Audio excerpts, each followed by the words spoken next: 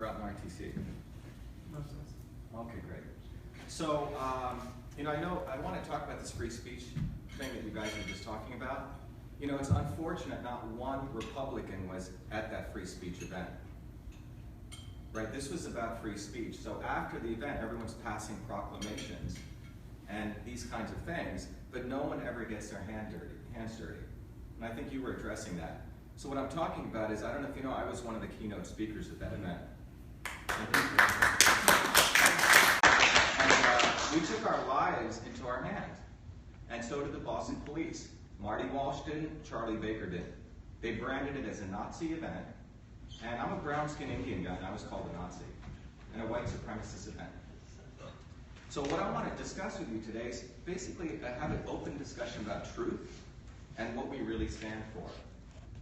You know, the founders of this country, one of the founding principles was the First Amendment. Was it not? And the First Amendment was not just about free speech, it was about truthful free speech. So I'd like to put forward a concept called true free speech. The Constitution and the Supreme Court has ruled, and I know this personally, that when you say something, every one of us has a right to say whatever we want. And the First Amendment was put in place so you and I, as citizens, could go write stuff against our government. That was the original ethos of it, or the philosophy behind it. Starting in the 50s, corporations started also getting free speech rights. Multi-billion-dollar companies, media companies. And the interesting thing is, a media company could write anything. And if you didn't have the wherewithal to fight them, they could get away with character assassination. Now I know this personally because I took on Gawker Media when they refuted the facts that I was the inventor of email. When it went into the Smithsonian, I'll come back to that. But free speech is something that I've actually put my life on and fought for it. And on August 19th, 2 months before that, I was asked to speak at that event by some amazing young kids, 17-year-old, 15-year-old high school students, and some college students who really felt that we need to have a much more spectrum of conversation in this country beyond just branding people with white hats or people with a swastika as white supremacists. And that's what's happened. Academic elites have narrowed the discussion of what is a white supremacist, but they don't expose a lot of other white supremacists that take place in academia. For example, no one ever questions why people get on the stage with Jimmy Carter, who said that we need ethnically pure neighborhoods. I don't know if you know that. Carter said that. No one ever brings up Hillary Clinton as a white supremacist who called black children super predators, right? So the point I'm saying is that what occurred on August 19th is extremely telling, and Republicans should be ashamed for branding that as a white supremacist event. And after that, Jeff Deal and Marty Lamb want to get their name out there by attacking BLM. These are all politicization of an event so they can get kudos. When they didn't put their butt out on the line, which is what I did and 40 other people did that. And the police put their butt on the line. And they were the ones who were thrown urine at by Antifa and others. So what I want to talk to you about is, I'm an outsider to all of this, and I figured out the racket over the last 120 days. People get into the state convention, right? You have to get delegates. And that's why I asked who here are part of the delegates, because we figured out that there's no way they want us to get on the ballot. It took me about 120 days to figure this out. We've been very naively going to all the RTCs with our bus, giving great talks. We get either standing ovations or people really love what we have to say. But you have 3 insiders running. And, I'm the outsider. I'm the guy who actually has created jobs. Came here as an immigrant as a 7-year-old kid with nothing, as a low-caste untouchable from India. And my parents left India because they didn't believe in a caste system.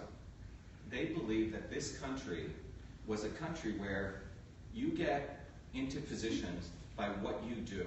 Meritocracy, right? Not who you are. Or not who you know. It was about what you did. Isn't that what it was all about? The founders of this country, they weren't career politicians. They were blacksmiths, they were soldiers. Washington was a surveyor. You go down the list, these people actually had skills. And their notion of governance was that you participate and then you exit. You go back to the farm. It wasn't supposed to be a career. Being a senator is not a career. It's an honor that you get to serve this country, and then you're supposed to go back and work. But what we've created now is career politicians. Beth Lindstrom included. Kingston gives a lot of money. Jeff Deal, obviously. So what I want to ask you is, are you guys ready? Is the Republican Party really ready for someone like me? And you need to really ask that. Because I'm the guy who actually knows how to create jobs. I know about education. I've been to MIT. Debbie Nightingale's over there. Debbie was the head of the systems group at MIT. Debbie's known me for 30 years. Creepy's there, he's a student at MIT. Dr. Kishore, I don't know where he is. You know, he's the guy who came up with a solution for the opioid treatment and was attacked and thrown in jail for 8 months by Martha Coakley because his solution went against methadone clinics and rehab. So we actually have a lot of solutions. But crony capitalists and the politicians don't want solutions out. And you're talking to someone who has a degree in biological engineering, who's created right now, a biotech company that's worth many $billions. I've created multiple software companies. And I believe I'm the right representative for you, for the people in Massachusetts. But the system is set up in our own party where Charlie Baker hasn't yet to meet with me. Where, you know, as we understand, he's got other maneuverings going on here.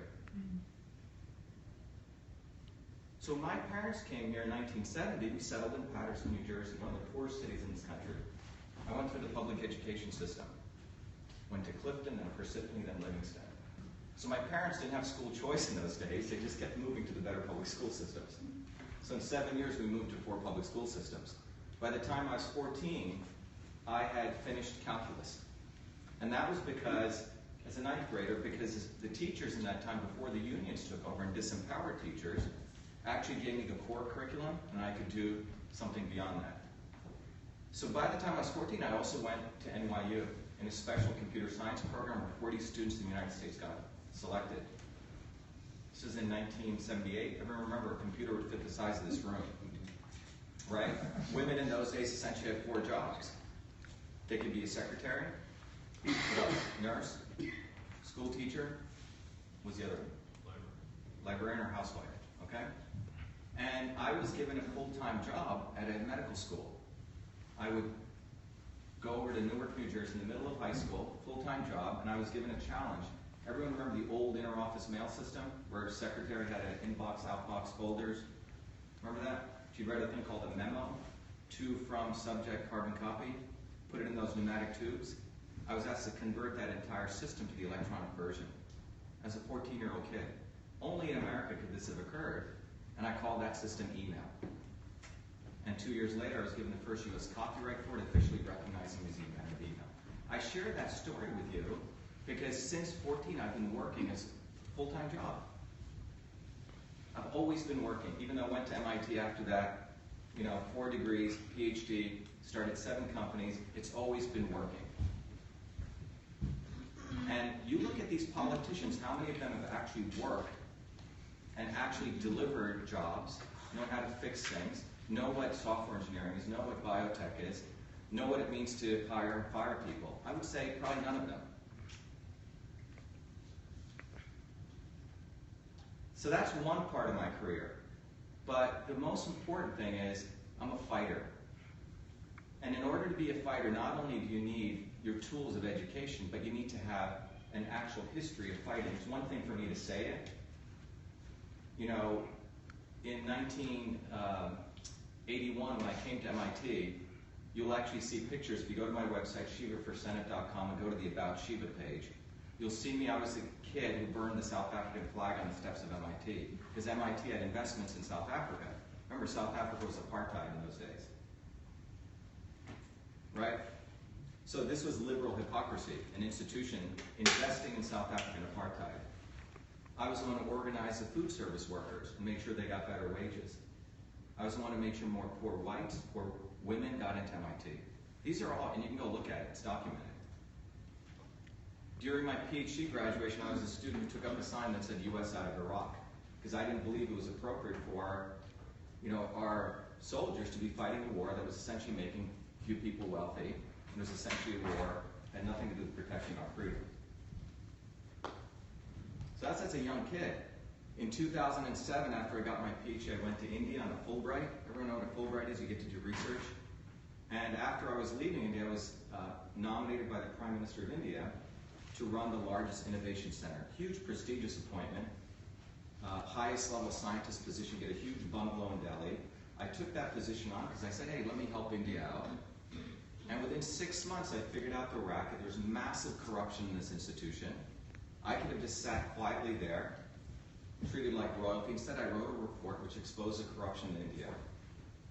And after death threats, I had to leave India now. And eventually, 3 years later, I was invited back by the Prime Minister of India, honored as a serial entrepreneur of the year. So I fought India, exposed it, and took on my life in many ways to do that. 4 years ago, everyone know Monsanto? Do you know what they do? They create pesticides. They're the ones who did Agent Orange. Elizabeth Warren, by the way, supported the Monsanto Protection Act, which allows the executive branch to overrule federal judges if the federal judge finds that there's something wrong with any type of crops that actually hurt human life.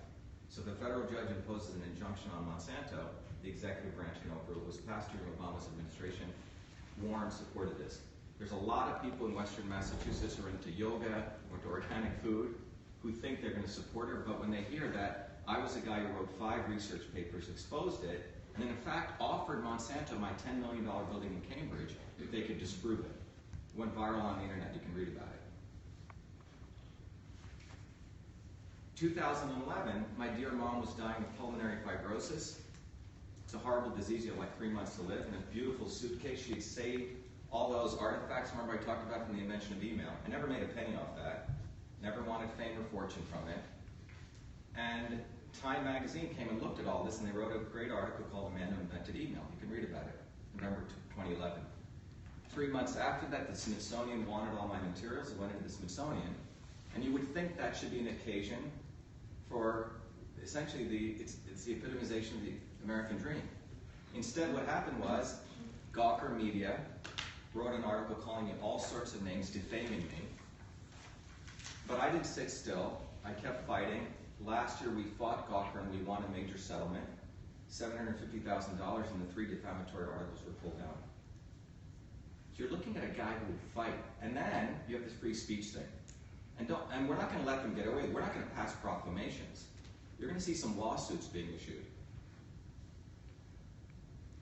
So do we really want someone who will fight for you, who's willing to risk his life for you? Or do we just want another politician because it's the safe thing to do? It's really up to you. It's really up to you, but I can tell you this, that my parents didn't leave India to create a neo-caste system in this country, and that's what we're evolving to. We have a set of elites, academic elites, political elites, and media elites who are determining what is truth, right? What is speech, while they get away with all sorts of fake speech. So what I'm here to ask you for is to really ask yourselves, is the Republican Party really ready to be inclusive and really live up to what its original core foundation was and what the founders were about? Or do you guys just want to crank through another state convention? You know, I know all you guys know each other,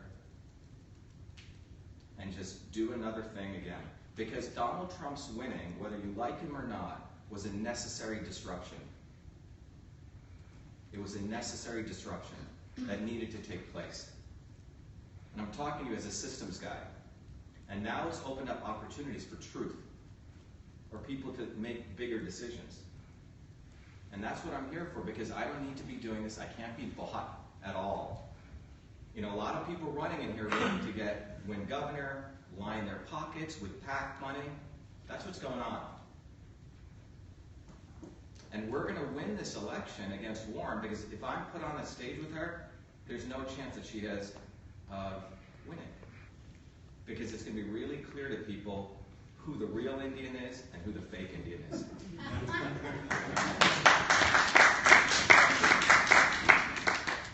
Any questions? Yeah. Let's talk about a few issues. Okay.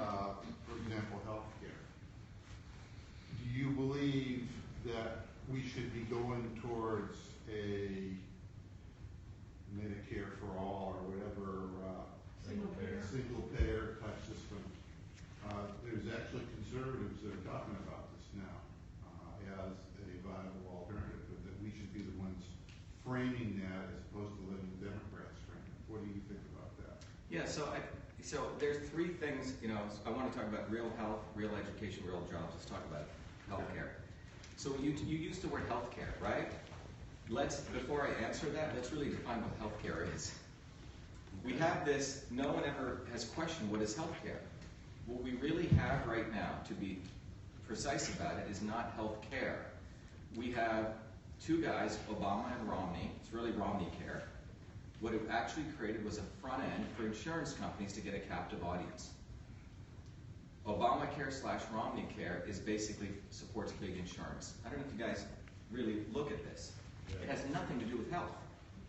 What it has done is made each one of us forced to get insurance. And that insurance, if you actually go read it very carefully, how insurance companies operate, insurance companies have created big drug buying deals with big pharma and also big services deals with big hospitals. So we now have actually big insurance, big pharma, and big hospitals all in a triangle of collusion. It has nothing to do with health. What it has to do is a form of health care called crisis management. The modern healthcare system actually came out of war. It came out of the Crimean War, when if you trace the history of Florence Nightingale, she wasn't a nurse. The men have done a great job in reducing her to just being a nurse. Florence Nightingale was actually a member of the Royal Society of Statistics. She was the first person who did big data. She was the first person who put together the fact that soldiers were not dying because of being shot on the battlefield, but because when they came into the hospital, there was no care. So she's the one who created the whole concept of hygiene. She had this vision, a 200-year vision, that if we created hospitals where people were taken care of, you'd have clinical research, etc. So, and the goal was to put that soldier back on the battlefield after they'd been shot. Okay? So what we have now is a form of health care which is about crisis management. It's about after you get a chronic disease, after you get into a catastrophe, then I'm going to give you knives, which is invasive, or drugs. Right? So let's just frame that. And no one discusses this, and I can, because I've been pursuing health and doing research in health, believe it or not, since I was about 7 years old. My grandmother was a traditional medical healer in India, practicing traditional systems of Indian medicine, where she could understand what was going on in your body by observing your face, using non-invasive methods. That's what led me in my journey to do medical research. So I know this I don't need consultants to tell me this. So when we want to look at healthcare, we all have to understand that we don't have healthcare. We have insurance care that's based on crisis management. So whether we put in, universal medical care or universal health care, what it's really going to fundamentally do is make big insurance or big pharma richer and big hospitals wealthier. So what's your answer? The answer is you got to focus on two aspects here. One is you have to look at prevention. First of all, we need to have a whole holistic plan to this. We need to go in and we need to recognize that 80% of the payouts that healthcare companies do is for chronic disease, many of them which can be prevented. For example, type 2 diabetes, with proper nutrition, proper diet, proper exercise, which people need to learn at a much earlier age, much earlier. You need to have much more broader support for an entrepreneurial insurance model, where insurance companies, for example, could exist that can offer a whole array of preventative services, and then you can get crisis management as you need, okay? And those crisis management can also be converted to other types of policies, like an insurance policy or an investment model. And this is not new, it's been out there. So that's what we should be incenting, and that's what the policy should incent. Number one, prevention. I don't know if you know how many people practice yoga now in the United States? Anyone know? Yes. 36 million people. Functional foods is going to be a $270 billion industry.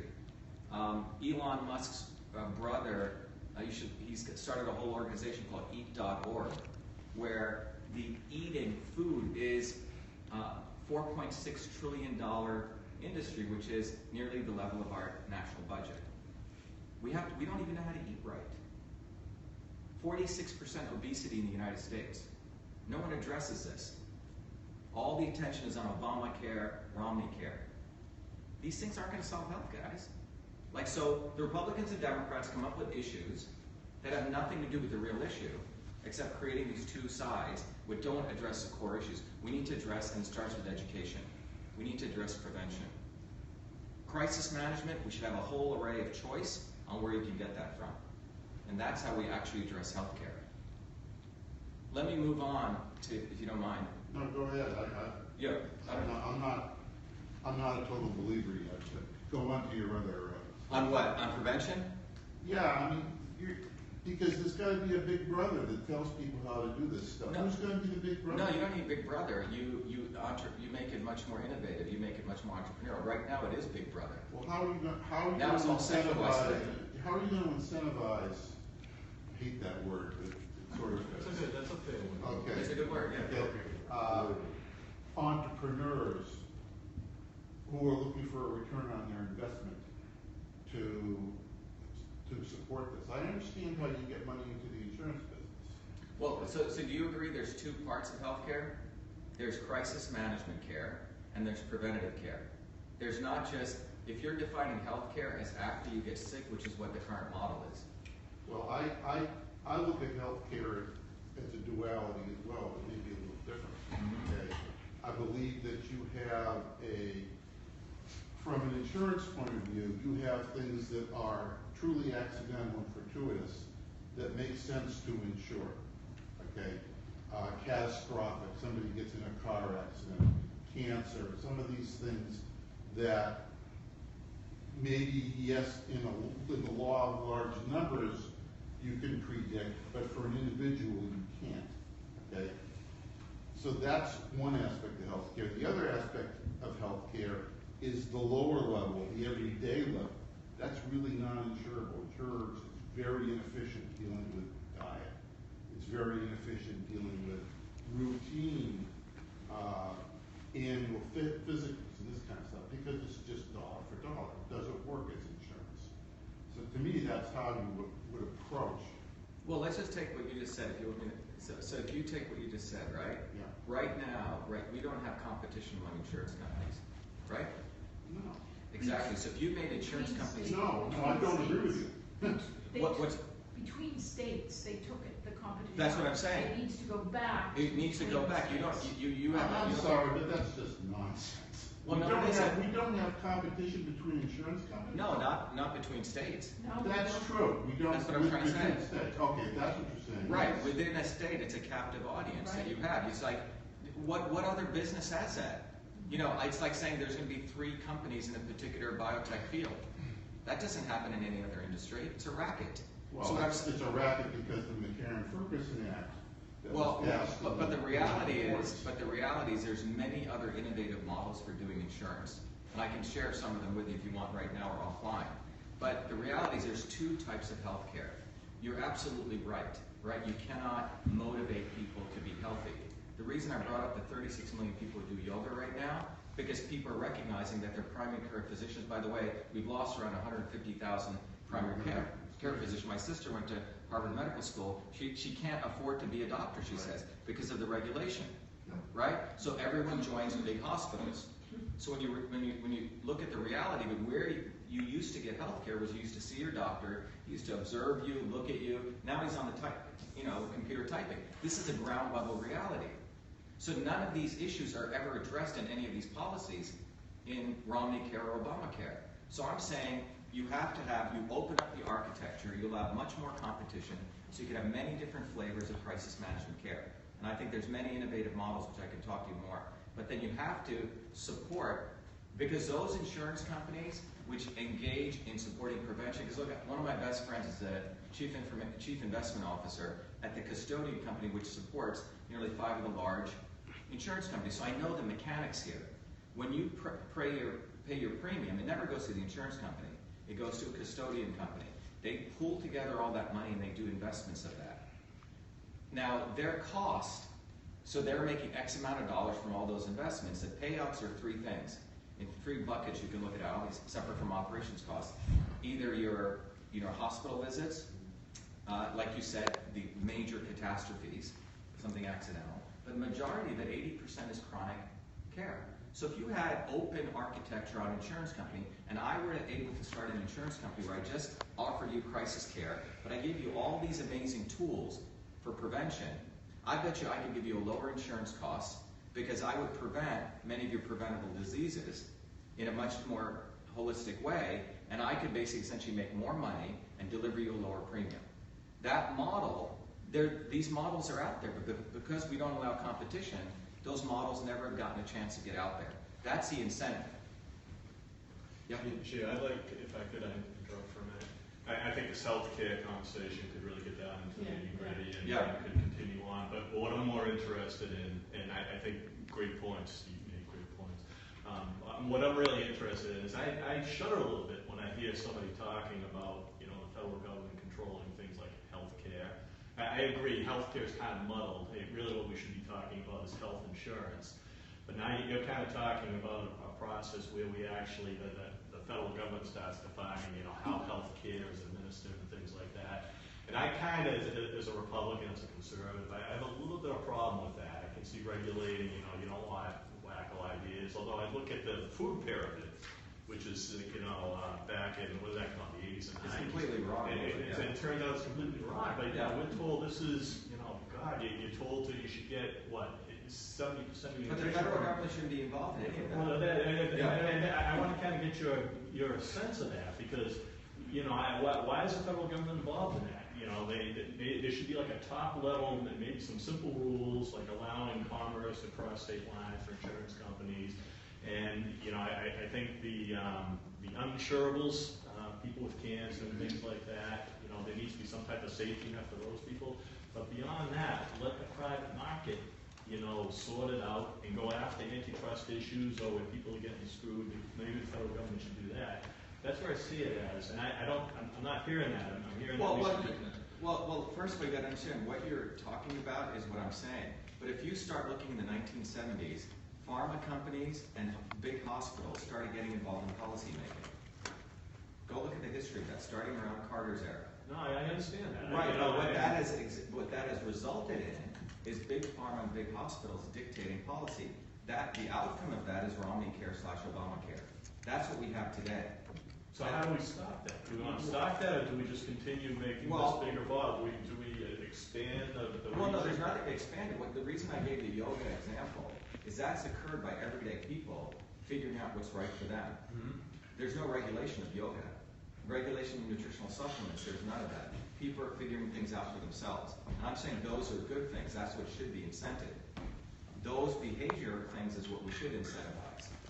What we have right now is big insurance and bureaucracy, which has created a modern healthcare system. Now, I don't know if you're saying you're for that, because no, I'm not saying that. I'm just saying why do we have senators even talking about stuff like that? Because right now we have a healthcare. I understand what's going on now, but in the future, is that something that you feel the government should be more involved? No, what I'm saying is the federal government has been in a collusion because of the lawyers and lobbyists to create the modern quote-unquote healthcare system. Okay. That's a result of it. Because of the massive influence of big pharma and big hospitals, this is what we have. Over here, everyday citizens are taking health into their own matters, and that's a good trend. The example I gave with yoga or the example I gave with nutritional supplements is people are saying, I'm going to go figure this out on my own. Those are all good things. So what's the solution? What I'm saying is we need more competition. Across state lines for insurance companies, there should not be a restriction within a state only you can have X number of insurance companies. We need to have insurance models that allow much more entrepreneurialism. So it's not just a few insurance companies for owning this. So how big do you think this legislation should be? We've talked about a replacement for Obamacare. First of all, Obamacare should be repealed. Okay? Obamacare has nothing to do with health care. I keep coming back to that. It has to do with supporting big insurance. What Romney and Obama did was essentially made all of us captive clients to big insurance companies. So what comes in its place? So you understand that Obamacare was put in place because the free care pool in the state of Massachusetts was bankrupt in Massachusetts. So the concept was that if you put everybody in the pool, then the people that were healthier and doing yoga would support the people that had more permanent or disabilities. Well, That's why Ron that Medicare wasn't, well, the did reason very is they little. never addressed the real issue, okay? The real issue is high drug prices and the cost of hospital care. Well, those are two No, other issues. no, those are the real issues. The reason that we do all of this nonsense is because when you actually look at how much we're paying for all of this stuff, it's way too much. Right, and the a large co- part of that is because of lawsuits. So are you going to? Well, address no, that as well? no, the lawsuits, let's separate it into two different groups. A large part of this is the actual cost of medicine. Do you understand how long it takes to create a drug? I have a master's in public health, I understand all Well, of this. very well. yeah, so how long does it take to create a drug right now? I don't know how many years, it takes a number of years, and the deal is that many of them fail. It takes 13 to 15 years. Yeah, and but many of let's- them fail, so you're paying for the drugs that aren't even on the market. That's not even the reason.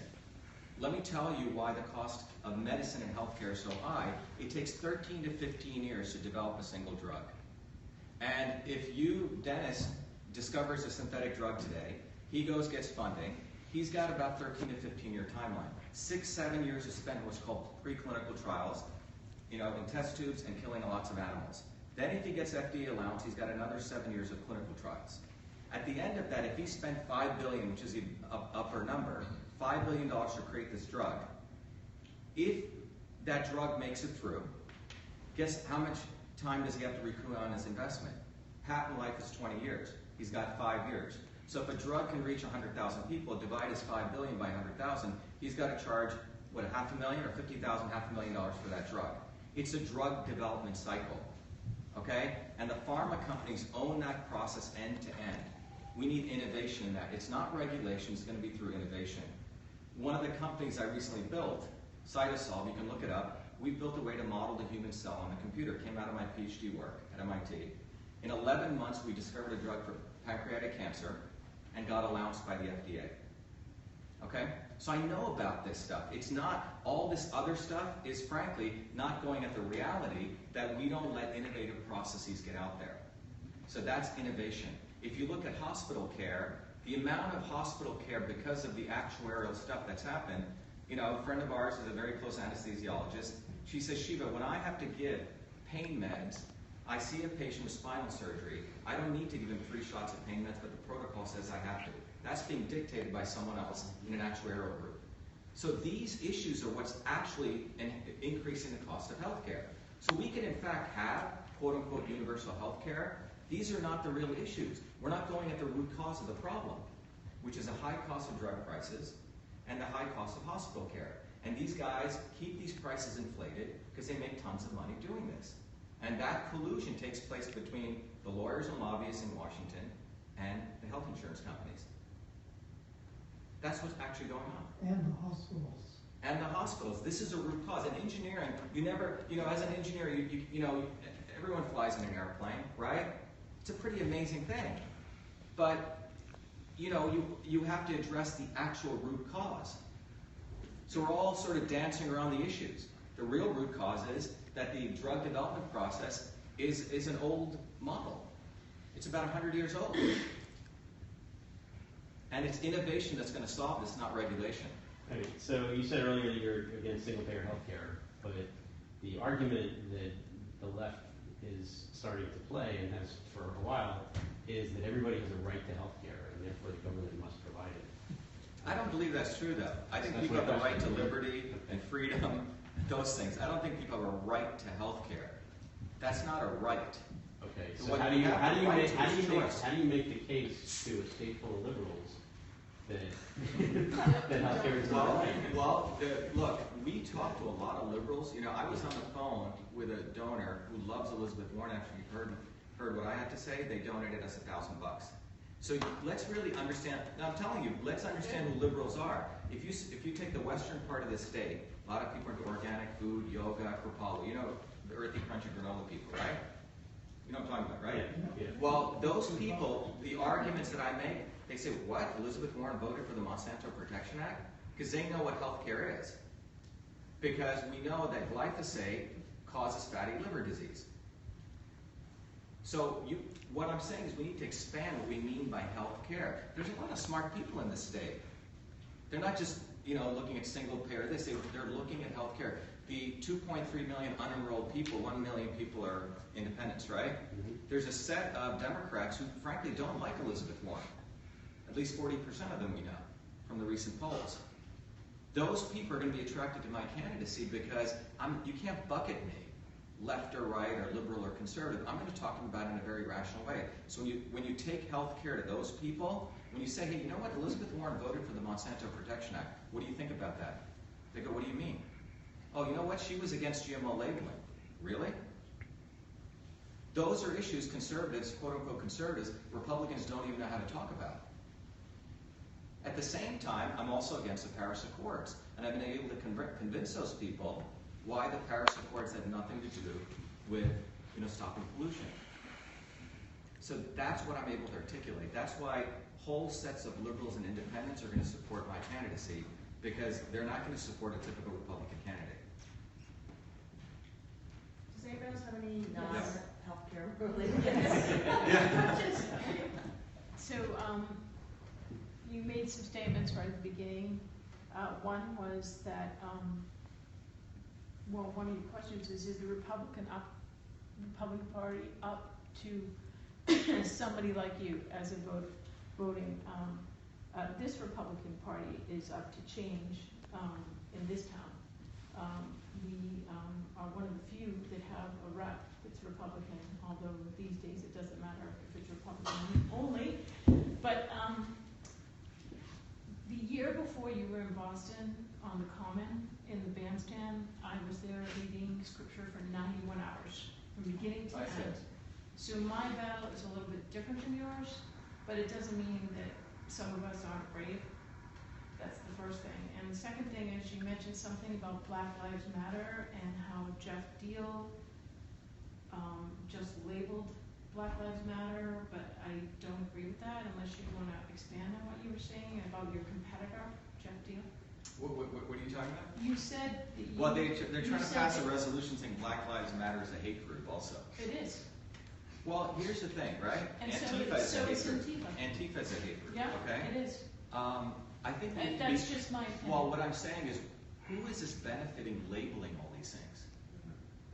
It's benefiting who? Jeff Deal, so he can act as though he's fighting? No, it actually Well, benefits... why are we labeling It things? benefits the individual citizen of America because if there's an organization that's known for violence, we have to identify the organization so that the police are not supporting that organization.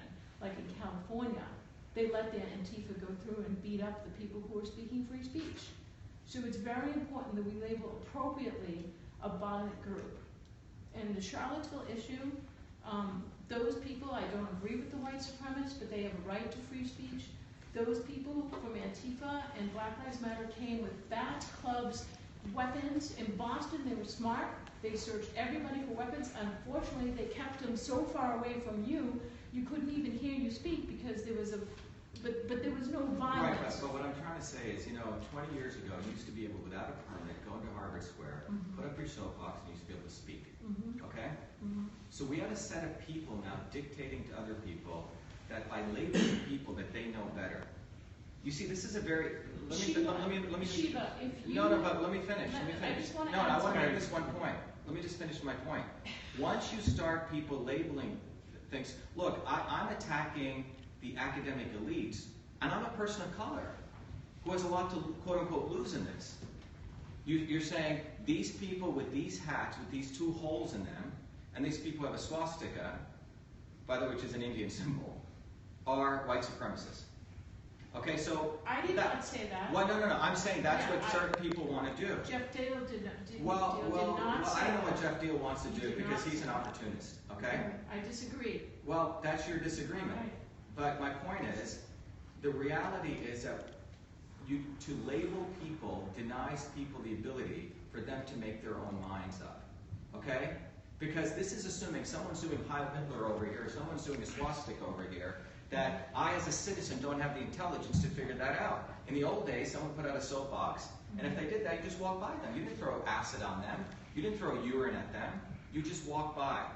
And so if we're starting to create a society now where we start labeling people, which could be, by the way, good to people of color, so you don't have, But you're creating a certain society which is based on going down to the lowest common denominator, which is not trusting people's ability to make their own decisions. I just have a comment back. One more Yeah. comment, I need to move on, Yeah, and then that's we need okay. to move on. Yeah. So, Shiva, if you had been in Boston, because you took your permit out in July, and the Charlottesville incident happened after that, so, if you... I didn't take out the permit, but Well, I was the invited other as a speaker. person did, yeah. Yeah. So if you had been, if the Charlottesville incident had not happened, what happened in Boston with the blockage and the weapons, that would have been completely different. Everybody would have been up close to the bandstand, that would be a non-issue. And sometimes a terrorist group, Shiva, does need to be labeled. Well, I don't know what you're saying, because it seems like, I don't know what you're saying, because the press was not allowed in there, okay? 40 of us were in there. I'm just Okay, saying, wait, if no, it was wait. a month ago, You it are wouldn't basically happen. defending the state's right to for under certain conditions, that's what you're heading towards. No. That's a form of fascism. No, you are putting Because words the in my press mouth. was not You allowed are in. putting what for the record, Okay. I did not say that. Okay, carry on. What I said I'm not sure is- what you're saying then. I'm saying that there was no violence in Boston like there was in Charlottesville, and I'm saying if you had had your event prior to the Charlottesville event, what happened about free speech in Boston would not have been the same. The hundreds of people, thousands Maybe, of but the people- point is that's where you test the Constitution, okay, under those circumstances. And what you're saying is, well, we should forgive them under this condition. Forgive And who? that's what I, Forgive who? The Boston That- police? no, not Boston Police did their Forgive job. who? Forgive Marty who? Walsh and the Oh, I don't administration. forgive them. They incited the violence. Right, in Absolutely. fact, he marched with them. Yeah, Well, yeah, but anyway. Yeah. Okay, so I just different topics. I'm just going to fire a few at you. Immigration. What's your position on that? Specifically, illegal immigration. Abortion. What are your views on that? And the Second Amendment. What are your views on the Yeah, Second so let's take each one. So I want to also add a fourth one to that, which is the right to communication, okay, which is part of the Second Amendment. So first one, look, I came here as a legal immigrant. My parents came here first. My dad came here first. We had to wait a year, and then we came. I have some very particular issues.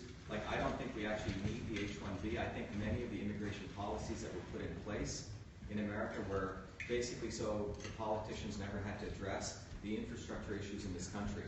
So, for example, right, the number of illegal immigrants that we have here obviates, particularly the Democrats, for example, having to address the fact that we don't have enough trained, skilled people, indigenous people here. So you bring in people, right, and you can outsource work to them, and those people are always kept in limbo.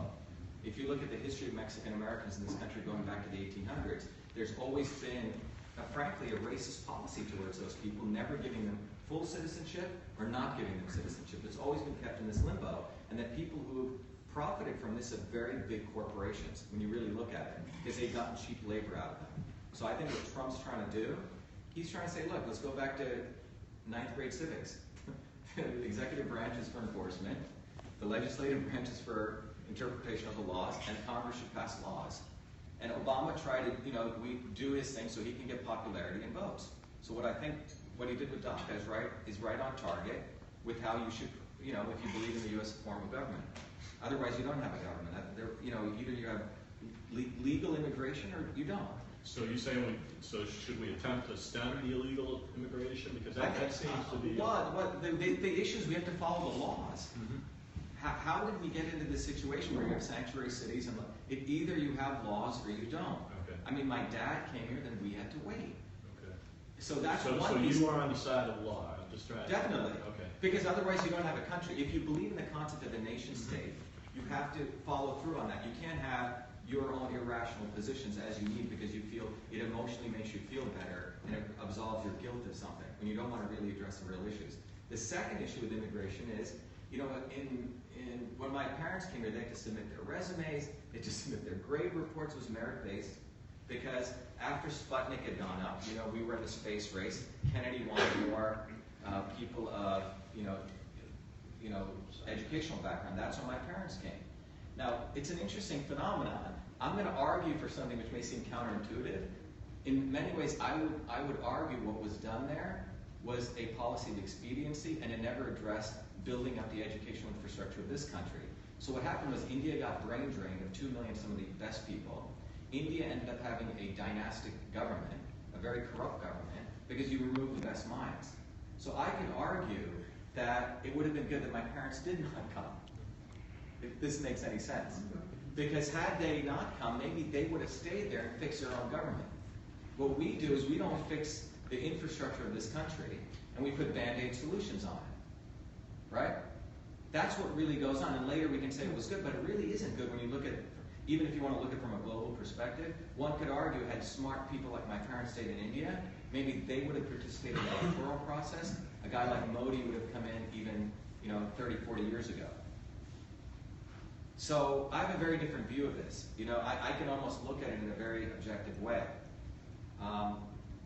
So that's on that Second Amendment. It's the foundations of the Constitution. But if you believe the pen is mightier than the sword, if the Second Amendment is a sword, there's something more important which we've all forgotten has actually gotten decimated. It's the right to free communication. I don't know if you know the Postal Service, when it was created, in my view, it's as important as the Second Amendment. When it got created by Franklin and others, the goal was that I could send you a piece of communication at the lowest cost, or anyone could, without any government intervention. In fact, if someone intervened with the postal communications, 20 years life sentence in prison. You know that, right? Yeah. The Office of Inspector General got set up for that. When email came, 78 to 92, primarily email was used in the inter-office environment. If you remember we had like Lotus Notes, and you didn't need the internet, per se. You don't need the @ symbol, etc. After 92, 93, when the web came, email became a consumer application. In 1997, email volume overtook postal mail volume. I met with the Postal Service then, because I was running a different company for email, and I said, you guys should create a public service for email. Why? Because what happened was, as Hotmail, Yahoo, Gmail, all these companies came, most of us got free email accounts. I'm sure everyone here has a free email account. Most people don't read their privacy statements. They own your email. I don't know if you know that. Does everyone know that? Yeah, we know it. Yeah, either you have your own server. That's why Hillary got her own server. Okay? So we're heading into the haves and have-nots. Because the have-nots are people who don't have their own server, and the haves are. So what we have now is, following 1997, all of our emails being watched, and we don't own communication. Up until 1970, 60% of the mail communication was political communication.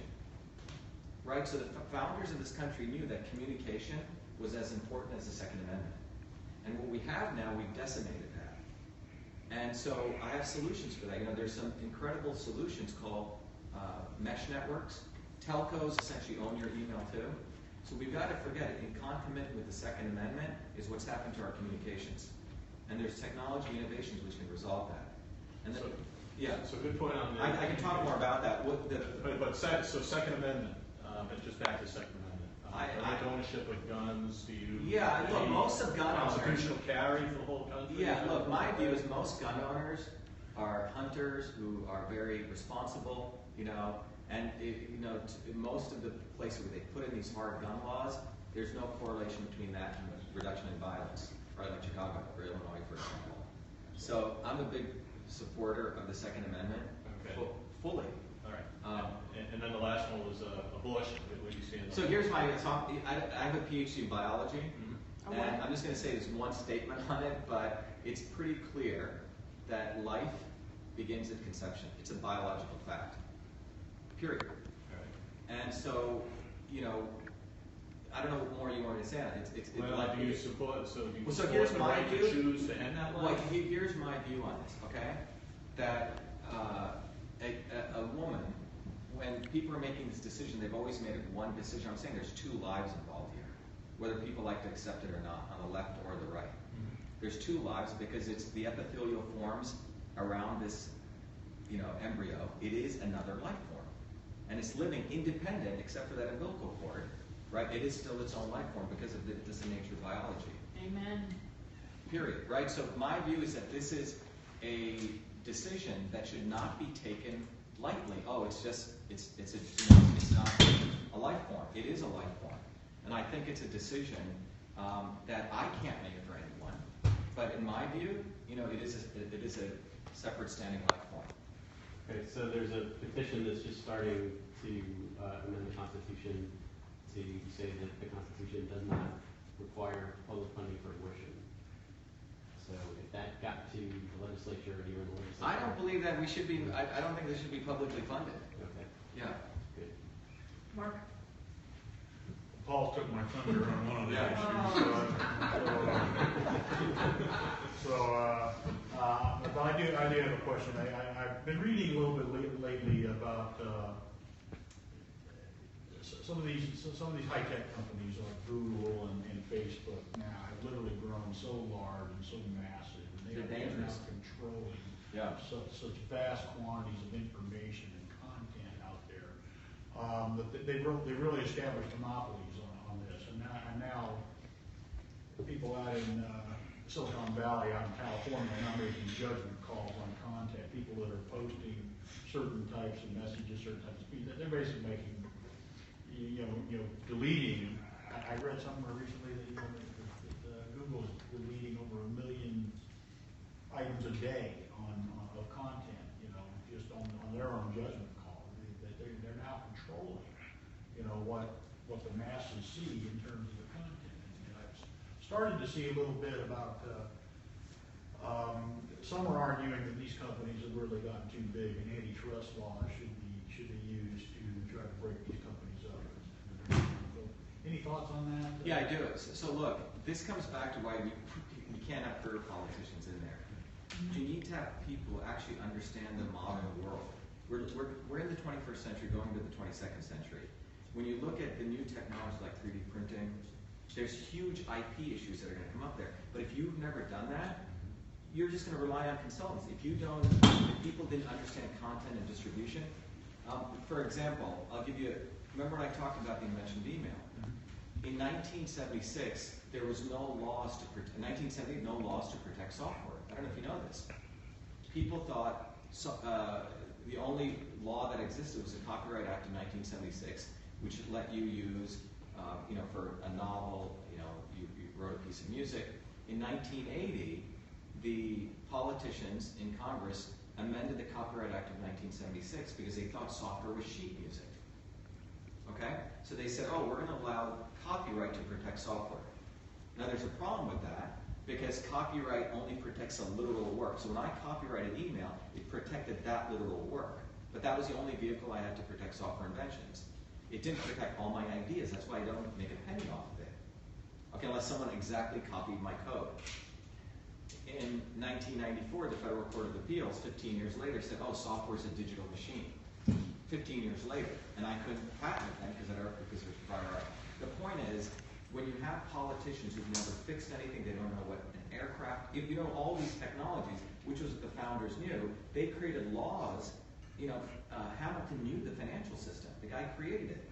So he knew how to create laws. So we have politicians who are removed from the actual production. So when you bring up something like Facebook and Google, because they don't know what a network is, because they don't understand content management systems, they have no idea of how pervasive these things are.